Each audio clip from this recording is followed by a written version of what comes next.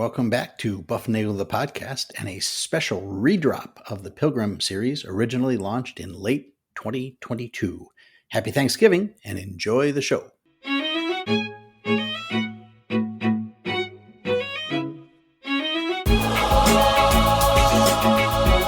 Hi, everybody, and welcome back to Bufnagle the podcast, where we talk about all things good and the pursuit of the adventure of life. I am Rafe, and I'm doing awesome today because with me today to talk about the Pilgrims for one more time is Harry. Harry, how are you? Hey, Rafe, I'm doing great. I'm sitting here after a day taking care of the kids. I had some water with me. Now I don't. But I've got some Trader Joe's toffee chips to munch on in my free time while you're talking. Well, the reason you have that is because I saw your wife wander in right before we started, and she sneakily took your water. I saw her do that. So that's where it went.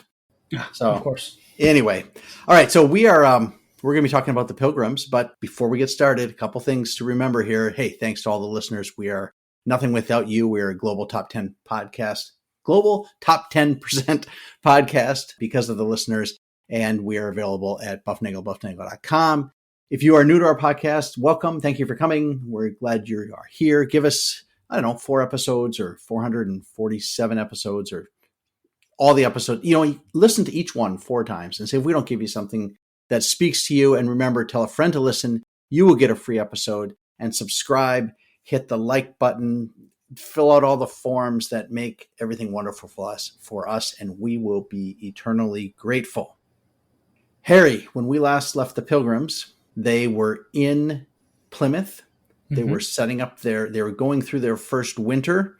And in March of 1621, they first met the Indians who had been living there for a long period of time. That's right. They weren't prepared for it, even though the Indians probably were. Yeah, they had been lurking about and watching the Indians. The Indians had been watching the Pilgrims for quite some time, and they were looking for an opportunity to meet them. And finally, Massasoit, a tall, dark-haired, bow and arrow-bearing Indian, walked into the center of town and said, "Welcome, Englishmen," and it blew them all away. But Massasoit was a sachem from Maine. He had learned English by talking to fishermen there. He told the Pilgrims that the harbor where they were staying was called Pokanokets, and that all the people that used to live there had died of plague. And he told them of our good friend Massasoit, who lived in a place called Pokanokets with the Pokanokets Indians. And there was another Indian that they knew whose name was Squanto. I don't know. If I'm sitting in the middle of my village and the Indians, who I'd never seen before, come up to me boldly, bravely, without fear, and speak perfect English, I don't know. I don't know how you'd really respond to that. Yeah, and I think that was part of the issue, is they were just so dumbstruck by that interaction. He spends the night with them. He asks for beer. All right, he says, "Did you bring beer?" He wants to know that sort of thing. Sure, and had established his brewery 20 years before. That's right. So, but here it is, 1620. But the natives had interactions with the English and the French and other explorers for 100 years or so, at least, and things were becoming more frequent now. And the Pilgrims had come, but the Pilgrims, the Indians noted that the Pilgrims were different from the other Europeans, and this was interesting. This is interesting in the concept here. And the first thing that they noticed is the Pilgrims brought women and children. And that was a thing that the Indians had never seen before with explorers that came over. They were all men. They were either soldiers or explorer soldiers. I mean, they were tough guys, right? And and the tough guys were not, they interact through strength, right? And the other thing that they noticed about the Pilgrims is generally the Pilgrims kept to themselves, right? They didn't go out, try to establish lots of trade. They weren't there to try to build economy or they wanted to be there, but they wanted to be kind of independent. That's why they left. That's why they left England to go to Leiden. And that's why they left Leiden to come to North America, was they wanted to be that by themselves. And not only that, the explorers came. They might have done bad things or good things. They might have traded a little bit. They might have trampled the villages or, taken slaves, but they left then. They were not a permanent settlement, but the Pilgrims were there to stay. Yeah, and it's an interesting dichotomy if you have men and explorers and soldiers who are there more or less to establish the new land and figure out what is there. And women and children kind of make this a more permanent endeavor, right? It'd be the equivalent of us sending men to the moon or men to Mars, or men and women to Mars with only hopes of exploration, as opposed to 100 or 200 people on a spaceship in order to establish a colony. That is, you got it. That's the difference. And Massasoit saw this. He recognized that this was a different thing. And the question came to him, what do I do? Because they keep coming. We could go. But by the time Samoset wandered into Plymouth and announced, welcome Englishmen, the Pilgrims were down from 102 at the start to about 50 at that point. They had lost half their population over the winter. Very few families were spared that hardship. Massasoit could have taken his warriors into Plymouth and wiped them out. Mm-hmm. So it's important to recall what the situation was for Massasoit. In 1620, an English ship had killed a large number of Pokanokets. Right, so some of Massasoit's people were slaughtered by the English in 1620, and Dermer came back with Squanto. He was one of those bad explorer guys. And most of Dermer's men were killed, but Squanto wasn't. And the question always was for the Indians who lived in the area was who was Squanto? Because he was originally living in the area where the Pilgrims settled. He had been captured by one of the guys that had been there previously, and he had been taken to Spain, and then he made his way to England, and then back to Newfoundland, and then back to Patuxet. But they didn't know whose side he was on. He was definitely one of them, as they look at it, but they didn't know if he was a traitor to his people or if he was on the English side. So the English kept coming. What's Massasoit going to do? Squanto says to Massasoit, says, I think you really should, you should be nice to the Pilgrims. You should not attack them. They have muskets. They have big cannons. They have the plague, which he told you shoot out of a cannon. Well, see, right. Yeah, they thought, okay, so Squanto told Massasoit that in these big barrels that they kept underneath the main storage house in Plymouth, in these big barrels where they actually kept gunpowder, Squanto told Massasoit that that's where they kept the plague. So if we attack them, they're going to bring the plague out and we'll wipe everybody out. So Massasoit was duly afraid of the Pilgrims attacking them, and he saw value in becoming allies with the Pilgrims. So the other thing is he could use the Pilgrims then and their weaponry, all of it, whether it was real or assumed, against the Narragansetts. Because remember, it was like there was a lot of political strife there, and the Narragansetts had the Pokanokets under their thumb for a long time, and Massasoit saw this opportunity. So he decides to go make friendship with the Pilgrims, and he reluctantly is forced to use Squanto as interpreter after using Samoset, who was not quite as good because he just learned English from the fishermen. He couldn't speak quite as well as Squanto. So on March 22nd, okay, so Samoset had come into the village in early March, and on March 22nd, Samoset returns with Squanto and 3 other Indians to the village of Plymouth. Squanto then discusses with him. He talks about Spain. He talks about Newfoundland. He talks about London. And they're like, this is the first we've heard anybody talk about where we used to, like, can you imagine that? You meet somebody, right? And you say, where are you from? I say, well, I'm from Nashville. Really? You were in Nashville? Where'd you live? And you talk about those kinds of things. And that's how it was with Squanto. So they developed a very close relationship with Squanto at that time. They traded some furs. They traded fish. Squanto tells them about Massasoit and Massasoit's brother, who actually are nearby. So these 5 people, Samoset, Squanto, and these 3 others, actually come into Plymouth, and the rest of the group is kind of hiding. It was quite a distance to where the Pokanokets hung out, so it was like a 2-day walk So these guys had come over. The main party hangs back, and those 5 come into the village. And Massasoit shows up. Okay, and it reads like this in the book. Okay, again, the book is Mayflower, Voyage, Community, and War by Nathaniel Philbrick. And this is Bufnagle, the book report. Part 3 it will be the last part. So the Pilgrims described Massasoit as a very lusty, strong man in his best years, an able body, grave of countenance, and spare of speech. Massasoit stood on the hill, his face painted dark red, his entire head glistening with bear grease. Draped around his neck was a wide necklace made of white sea beads and a long knife suspended from a string.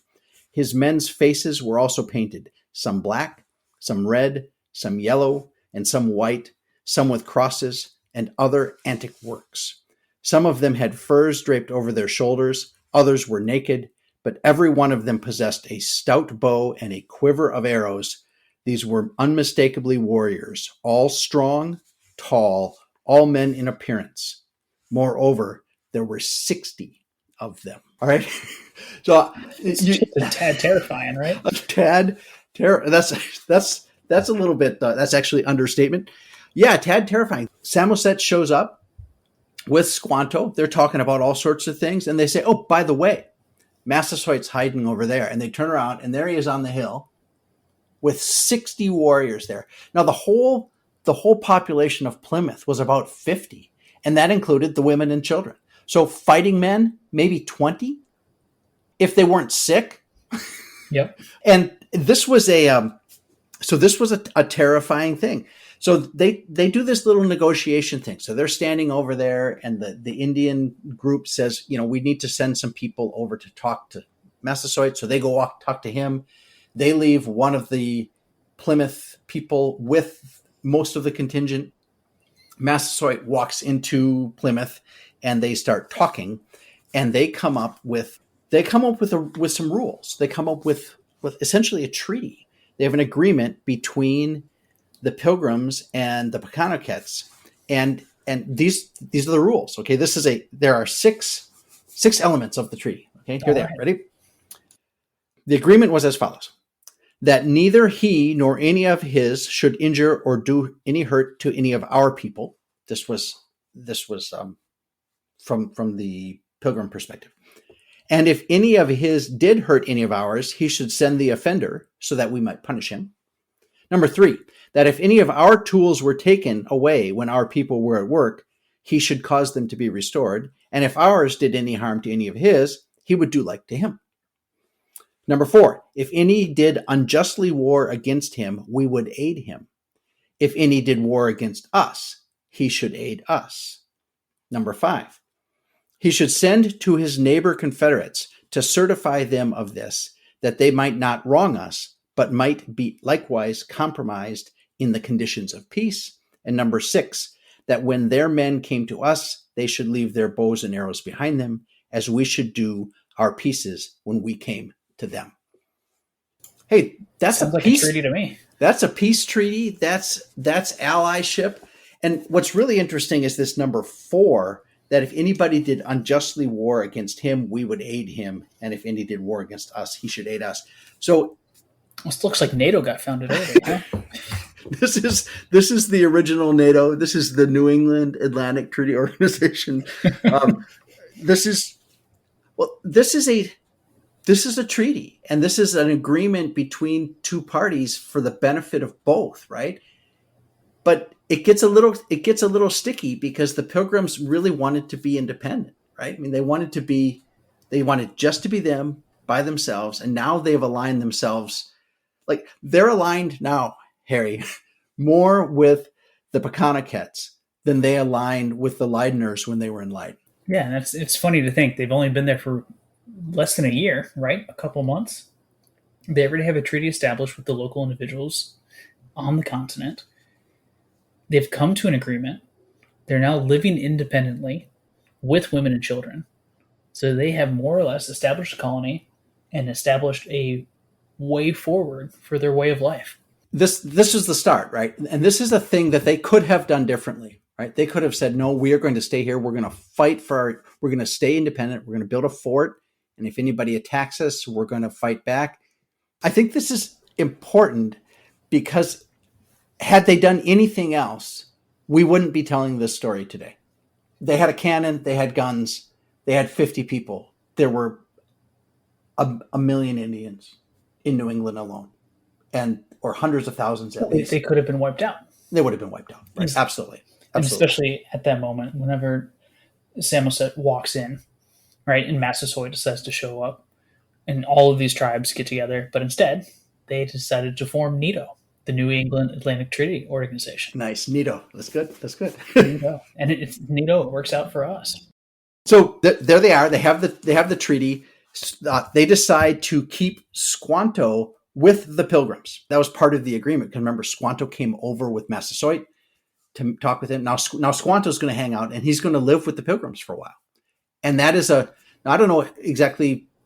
That was kind of a difficult thing I don't think the Pilgrims recognized the difficulty that Squanto represented to the Pokanokets, because they just didn't know whose side Squanto was on. So they said, okay, Squanto's going to stay with you. And I guess that's kind of it was almost like a spy in that sense. If he is pro Pokanokets, then he's a spy. Right. If he's pro Pilgrims, then he's back on home turf. But there's going to come a time he's going to get traded back here in just a second. So on April 5th, the Mayflower goes back to England. Right. They had spent the winter there. They loaded up they put ballast in the hull, they put rocks in the hull. Yep. And they sailed back with essentially nothing to show for the 4 or 5 months that they were there. They made twice the speed going back to England than they did coming to New England. The Mayflower becomes a cargo ship, and by 1624, so within 4 years, the Mayflower, the commander of the Mayflower is dead. Jones, the commander. The Mayflower is rotting on the Thames, and it is valued at 1/6 of the cost that it was assessed for in 1609, and likely within a year, it was broken up and sold for scrap. Yeah, so much for the namesake pilgrim vessel that everyone today almost worships. Right. What would you do to have the Mayflower? What happened to the Mayflower? Well, I don't know. It's sitting in the bottom of the river or pieced out. It's been pieced. That's they did that. They would piece them out. They'd take it apart and use the pieces elsewhere. So Squanto stays with the Pilgrims, and he teaches them to use fish as fertilizer. And that's one of those things that we always teach the elementary school kids, right? And that's always the picture. Right? They draw Squanto there, putting fish in the little hole and planting the corn with that. And that was a real thing that he did. And they had this method of farming the corn and other plants. They would they'd make mounds of soil, and then they would mix fish in with the soil. I don't think they would use big fish. I'm sure they would cut the fish up. That only makes sense. And they would put the corn seed in there with the mounds of soil. And that way you get very rich soil, all located in one place. Because New England is not known for great soil. Right? It's very rocky. Certainly there along the coast, I would guess. And once the corn sprouts, they would add beans and squash to the mounds. And what happens is the corn grows up, and the beans and the squash wrap their tendrils around them, and what you get is the beans and the squash provide provide shade for the roots of the corn, and it's a win-win-win for everybody but the fish. And so that's how they did that. Meanwhile, Governor Carver dies in April. His wife follows in May, so they are without a governor. Carver's servant inherited at least a portion of the estate. The servant was none other than John Howland, the boy who fell off the Mayflower and grabbed the rope in episode 1. So, these stories all come back, right? So he is now inherited. He's a servant. He has inherited part of the estate of the governor, and he will go on to become one of the prominent members of Plymouth. Of Plymouth's founding is him and all of his, what did we say last week? 180? Oh, it was an enormous number of grandchildren. Yeah. He had a bunch of kids, and they had a bunch of kids, and he had a zillion grandkids. Bradford becomes governor. By July, Bradford decides that the Pilgrims should go visit Massasoit just to repay that. You have when the world leaders get together, they have a summit, right? Okay, so they had one summit in Plymouth, and they're going to have a summit over where Massasoit lives. Yeah, at the Pokanokets. So they're going to go visit them. And they don't send an announcement party. They just kind of start marching over there. So it's Winslow and Hopkins and Squanto and a couple other guys. They decide to go over there. They find out where Massasoit lives. They say it's a beautiful, fertile area between two rivers. And if you look at the map here, it's the area just north of the bay there in Narragansett Bay in Rhode Island is where they meet.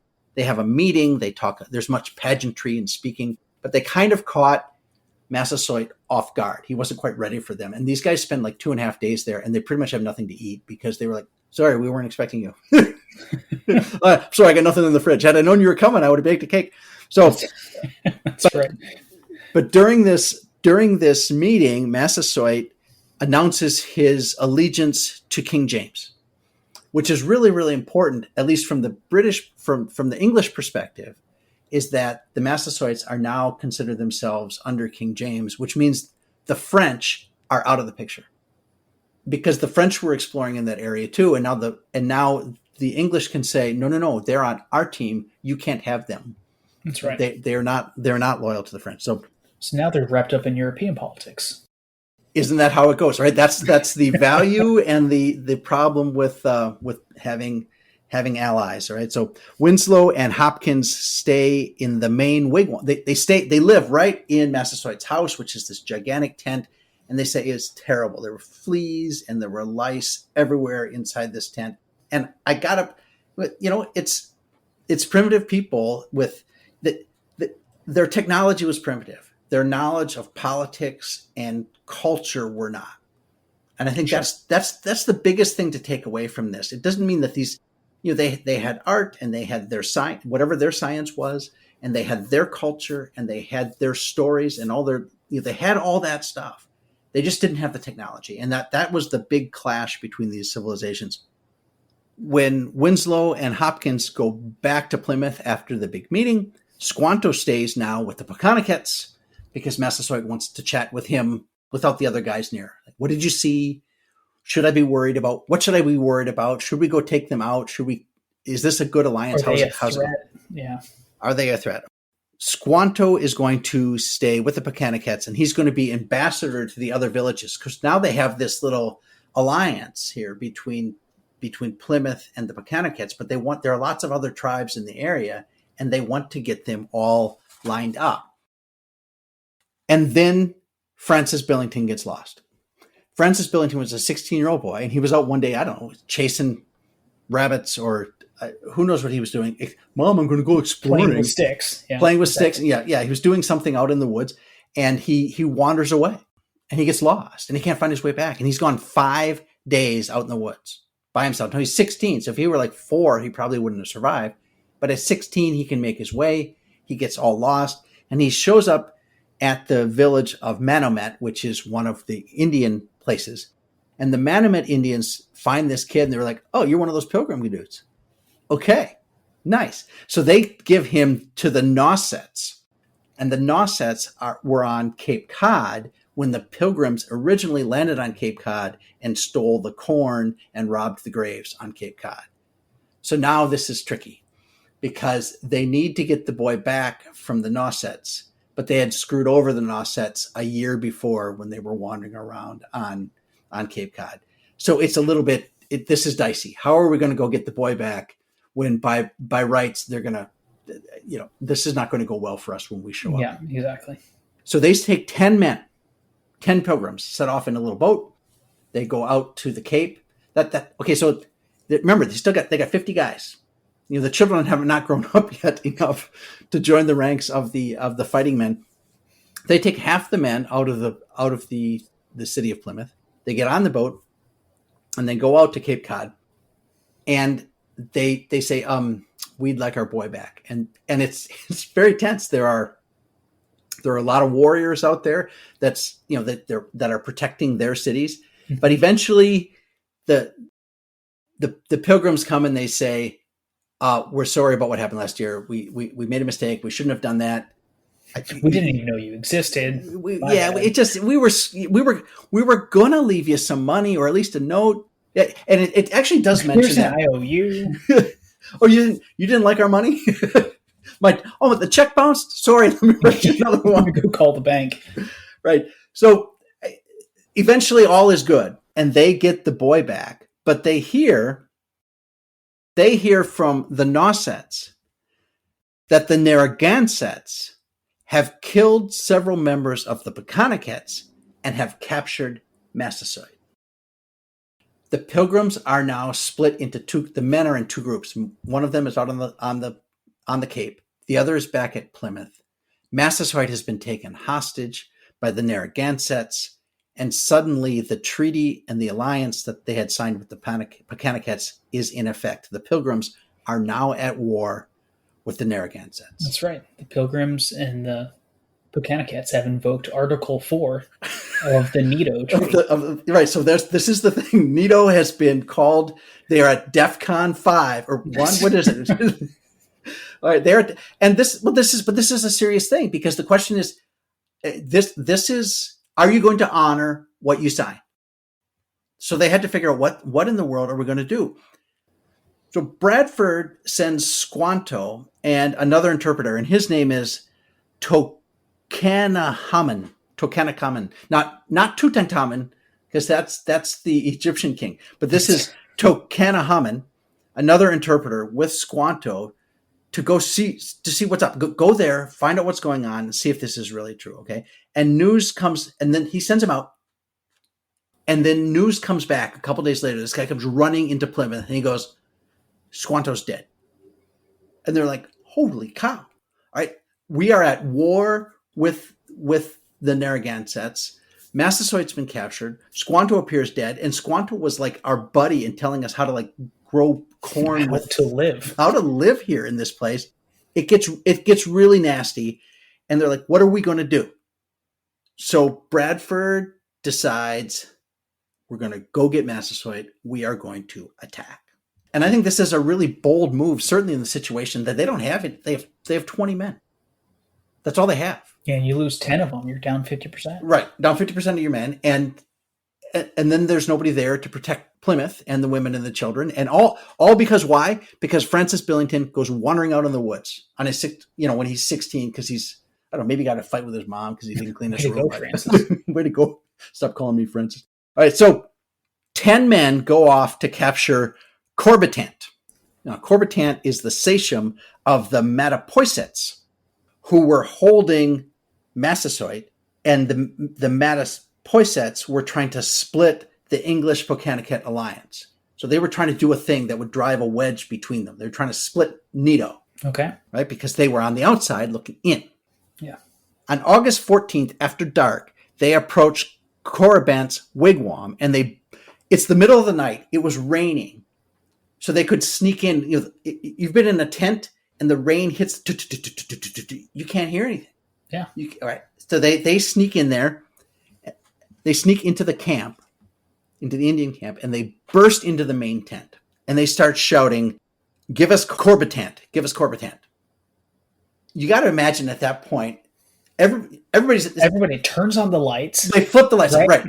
They don't flip the lights on because there are no lights. No one has any lights. Nobody has. They're all screaming at each other in language you don't understand. This has the makings of every bit of a disaster. But what's remarkable is a few people got injured, but it didn't turn into a full-out, complete disaster.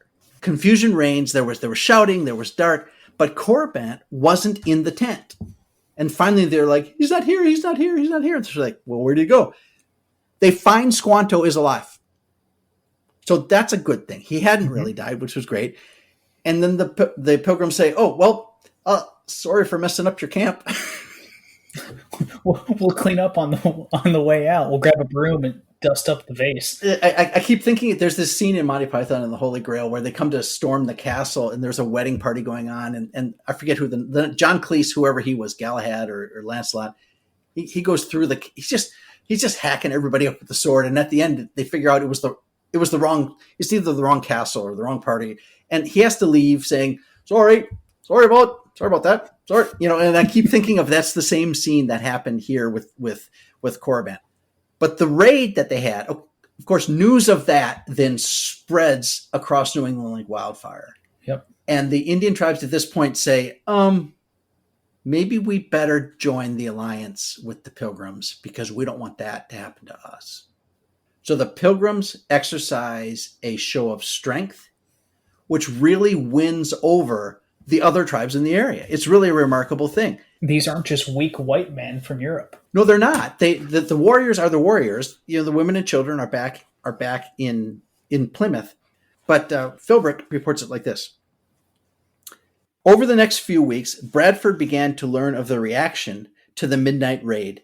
Just as his military officers had predicted, the show of force, no matter how confused, had won the Pilgrims some new respect. Several sachems sent their congratulations to Governor Bradford. Epinow, remember him? Right, Epinow was the guy that got taken to England. He came back. He jumped off the ship. He swam there, and he helped whoop up on Carver's men, and he didn't trust Squanto either. But even Epinow, Martha's Vineyard sachem, who had attacked Dermer, made overtures of friendship. Even Corbitant let it be known that he now wanted to make peace. By this time, Massasoit was back in town, and with the Pilgrims having proven themselves to be loyal and resolute supporters, a much firmer peace existed throughout the region. On September 13th, 9 sachems, including Corbitant, Epinow, Massasoit's brother Quataquina, and Canacum, the sachem who had sent John Billington to the Nausetts, journeyed to Plymouth to sign a treaty professing their loyalty to King James. Hey, we're all on the same side now. We're all on the same side. And at that point, NATO is expanding. It did expand. And now Bradford determined that an exploratory expedition should be sent north to the land of the Massachusetts. Squanto had warned them that the Massachusetts, who lived in the vicinity of Boston, quote, had often threatened us. So now they're going to say, we have a show of force. You better back down and either join us or you're either with us or you're against us, is what they say. And they're going to try to bring the Massachusetts into the NATO fold as well. Remarkable. And that's because they decided to attack. And this was when I read that they were going to attack, I thought, oh, this is not going to end well. And it did. And I think the lesson there is there are times for peace and there are times to show strength. And that was a time that they chose to show strength, and it worked. Well, I would say that they showed strength, right? But they didn't go overboard with it. They could have gone into the entire camp, killed every single villager, and then walked out on the backside and said, oops, sorry, I'll clean that up. They didn't burn down the village. Right. They went in they had a purpose. They went in there to execute it. They found the guy wasn't there. They had bad intel.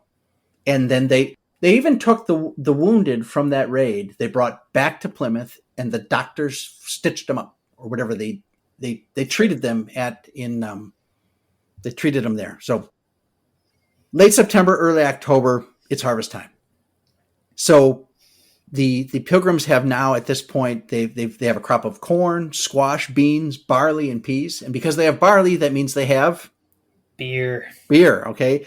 Ducks and geese are migrating through the area, so there's plenty of meat. It is time to rejoice together, says Bradford. Massasoit and about 100 Pokanokets show up. Hey, Mom. There's some guys at the door. I brought my friends home. So, keep in mind, the Pilgrims are 50 people. 50 in Plymouth. And now the size of the town, what do they say? On game day, the size of the town triples? Yeah, something like that. It was game day, okay. The Pokanokets show up. They have brought 5 deer. So they have red meat, not just birds. Yep. Most of the people stood. It wasn't like big rows of long tables with chairs and white tablecloths. They stood or sat on the ground. The meat was on. There was no like crayons and pieces of white paper for kids to draw turkeys. Hand turkeys. Hand turkeys. Remember, your sister drew a hand turkey one time with 4 legs. It was very, very funny. No, there were no hand turkeys, and there were no crayons, and there were no toys. There might have been like, I don't know what kids used to play with back then. Did they roll a hoop with a stick? Is that what they would do? I don't the Lions weren't on TV losing the football game. That wasn't a thing. But they sat and they ate. The birds and the meat were roasted on spits above open fires. There was pottage boiling in like stew. They were cooking. Wild turkey was there. They had a lot of wild turkey. Mm-hmm. And probably some fish. Fish were rampant there in Cape Cod. Plentiful, okay. Yeah. They were plentiful. But no pumpkin pie, no cranberry sauce. That's good. And no forks, just knives and fingers. Okay, so I guess you have to have spoons too. They probably had spoons. So the question becomes at this point, because now they're settled into at least a fragile peace has settled over the area over the course of the summer. Through July, August, September, they establish this peace. They get to Thanksgiving in September and October. They have this big feast, and everybody's there. The Pokanokets and the Pilgrims are there. The question should be asked then, how did the Pilgrims survive? What were the things they did that helped them survive? And Philbrick points out a couple things. He said the first thing that was most important was Massasoit's help. Massasoit could have, with all justification, just walked in and slaughtered the camp. Yeah. There's only 50. There were only 50 of them. And yeah, they had some guns, and that would have cost him several of his men, but there were a whole lot more Pokanokets. And that probably would have won him some street cred? Street cred. There you go. Yeah, exactly. Yeah. Street cred amongst the locals. But he knew, and Squanto told him, Epinal told him, and all the other people that had been to Europe and had come back had said, there are more out there and they're going to keep coming. And this group of pilgrims was a different group than the explorers that had been there before, certainly with the women and children, and the fact that they kept to themselves, but they were establishing a foothold there. And he figured it's better to get along with them than to not. And not only that, but they took over a place that was abandoned. Now, it was abandoned because everybody died, but sure. It wasn't like they walked into the Pokanoket village and wiped everybody out and then set up camp. They didn't do that at all. They just came in. They found their own spot. Yeah, they made mistakes on the Cape, but they patched that over with the Nausetts, and they established a very broad, very complete NEATO structure with the North. What'd you call it? The New England Atlantic Treaty Organization. Yeah, NEATO. They established NEATO. I don't think they called it that because they didn't do acronyms like that back then. So the first thing is Massasoit's help, and they worked. The Pilgrims worked with the system that was in place. They didn't come in, set up a camp, and say, "Okay, now you are going to be. We're going to establish roads, and we're going to do all these." They just worked with what was in there. There were paths and highways that the Indians would follow. They used the same things. They didn't try to restructure everything. They worked with the system that was in place. And they stayed true to the agreement, to the NEATO agreement. And that's probably that sequence of things, befriending Massasoit, not coming up with a way to reach an agreement, and then sticking to the agreement made all the difference for them. They recognized, and the other thing is they recognized that the people were much like them. I think that's what Bradford says here. In 1620, New England was far from being a paradise of abundance and peace. Indeed, the New World was, in many ways, much like the Old, a place where the fertility of the soil was a constant concern, a place where disease and war were omnipresent threats. There were profound differences between the Pilgrims and the Pokanokets, to be sure, especially when it came to technology, culture, and spiritual beliefs. But in these early years, when an alliance appeared to be in the best interest of both parties, the two peoples had more in common than is generally appreciated today. For the Pilgrims, some of whom had slept in a wigwam, and all of who had enjoyed eating and drinking with the Indians during the first Thanksgiving, these were not a despicable pack of barbarians, even if some of their habits, such as their refusal to wear clothes, struck them as savage. These were human beings, much like themselves, quote, very trustworthy, quick of apprehension, ripe-witted, and just, according to Edward Winslow. The Pilgrims and the Pokanokets, they saw themselves as equal partners, as people that it was better to get along with than to not. And that's what led to the Thanksgiving. Now, meanwhile, Squanto,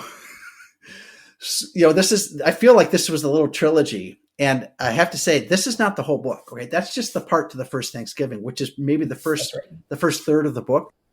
I have a feeling there could be 9 episodes to this whole book. And we're not going to do that because I'm going to encourage you guys to go out and read the book. But Squanto is making overtures to become the most powerful Indian leader in New England. And he's putting pieces in place to undermine Neato. And that's I don't know, maybe that is, I'm sure there's a Star Wars reference here somewhere, but I'm not sure what the analogy is. So anyway, that's how we get to Thanksgiving. I think it says something for a group of people being able to come together, right? 2 different groups of people, very different, for a common purpose. And sometimes that common purpose was a common enemy, right? The enemy of my enemy is my friend kind of thing. And then you work within the system. And if you stick true to the system, it ends up working out most of the time. Yeah, this is a great example. And it might be that they were in the right place at the right. They came when the village was abandoned. Smallpox had come through and kind of scorched the earth, so to speak, of people, which was certainly nobody's intent. But they came when they came, and the situation was fortuitous to them. And when Americans talk about divine providence, these are the kinds of things they talk about. These seemingly miracles of coincidence and setup that lead you to a situation where everybody prospers. Now, after Massasoit and Bradford leave the scene here in a couple decades, things fall apart, and it gets really bad in New England. It gets really bad for quite a while. But think about where we are in time. We're in 1621. Over the next 70 years or so, we go from this fragile peace to a strong peace to absolute all-out war. But by 1700, it's kind of stabilized. And within 100 years, we have the American founding. And here we are up to, we're 100 years from 1800. Yep. So time moves pretty quickly when you look backwards on it. And it's, I don't know, it's a wonderful story. It's a great book. It seems to me to be fair. And that's what we expect from good history. It is a great read for all of you out there who love to read the history and understand how we got to where we are. It is the book for you. Yeah, I'm glad I picked it up a couple of years ago and gave it to you to read, and now I'm finally learning some more about it. But it's nice to know that history has little details left behind, little nuggets of information that are fun to listen to. So it is a great book. So read it, and we will see you next time here on Bufnagle the podcast. I want to remind you to go seek the good, be the good, and spread the good, and enjoy the adventure of life.